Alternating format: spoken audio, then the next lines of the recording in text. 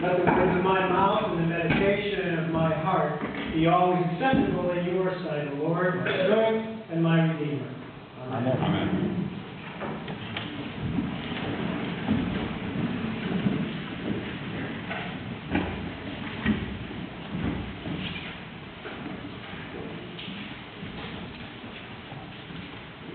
I surprised the youth group last Sunday. We always do a lot of talking and a lot of laughing in our youth group meetings. And at one point last Sunday, the teens asked me if I believe in ghosts. Well, I don't.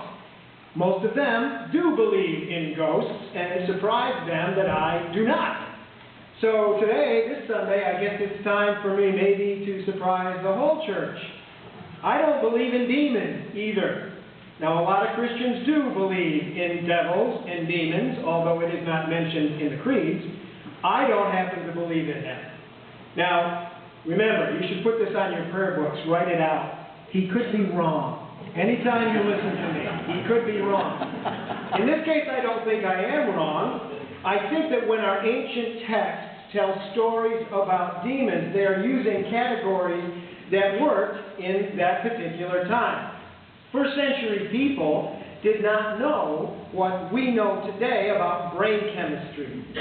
Their understanding of developmental disability or mental retardation or schizophrenia was not what our knowledge is after 2,000 years of medical and scientific research.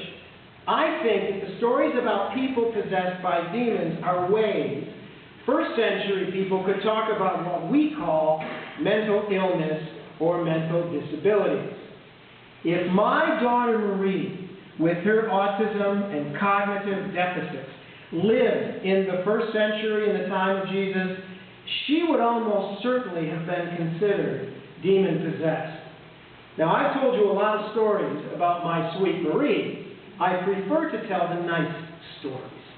But there are other stories, too. There are times when she gets angry and out of control and terrifyingly violent. Her eyes change.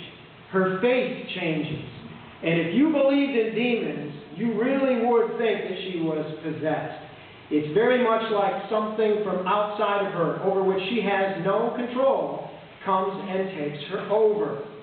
But I don't think she has a demon, and I don't think she is a demon. I know she has a deep disability due to faulty brain chemistry. That's part of the story of her life, and therefore it's part of the story of my life and of her mother's life. Because of that, stories about disabled children always speak deeply to me. Now, the church is a storytelling community. We gather every Sunday to tell our story and to act out our story in the liturgy of the Eucharist. We tell our stories again and again. Today is the annual meeting of St. Mark's Church. It's a day we think especially about our life and our work as a church. So I kind of want to try to put all this together by telling you a story again. This is a story I have told you many times. I know that. But I really want you to know how important this particular story is to me. It's a story about a disabled child, but it's also a story about being the church. And because I love you so much, and because I love my disabled child so much, this is a story that I keep very close to my heart. Once there was a suburban church that hosted a summer vacation Bible school. This was a week in the summer of church fun and learning for children from age 5 all the way through 6th grade. And there were a lot of kids. On Tuesday night, the teacher of the class of 5-year-olds got a phone call, and she found out that a new child was going to join her class the next day. His name was Tommy. Tommy had been born with a disability. Tommy had only one arm. And the teacher was a little bit worried because she hadn't had a chance to prepare the other children for Tommy to join them. And she worried that maybe some of the kids would be a little uneasy around a child with only one arm. Or maybe one of them would say something unkind or cruel. But the teacher worried for nothing.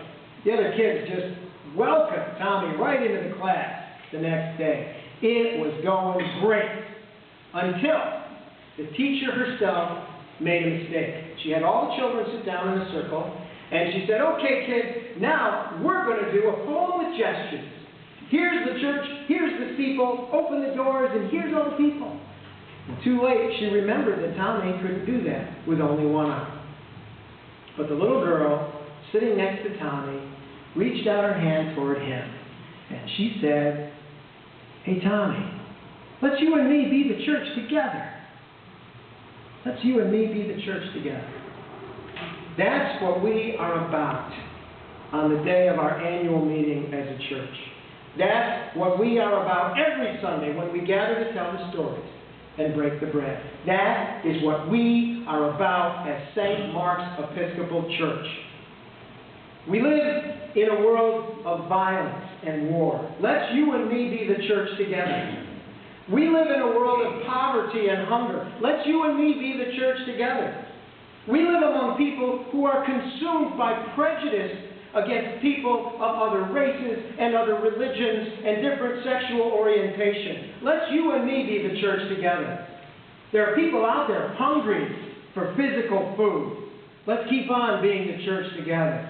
There are people out there hungry for spiritual bread. Let's keep on being the church together. There are people out there hungry for community. Let's keep on being the church together. In a time when people reject inauthentic institutions, let's be the church together. In a time when people reject simplistic answers, let's be the church together. In a time when people reject intolerant religious expressions, let's be the church together. People are starving for hope. Let's be the church together. People are hungry for peace. Let's be the church together. People are looking for a spiritual path of integrity. Let's be the church together.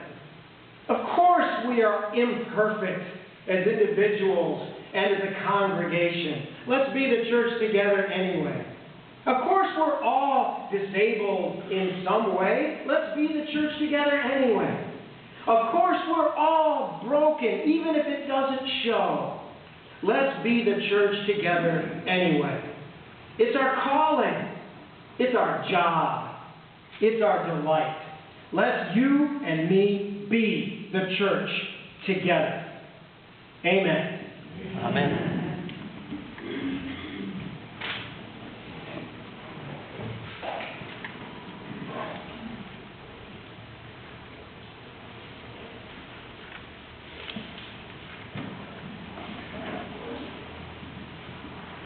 We turn to page 358 in the Red Prayer Book and stand together for the Creed. Page 358.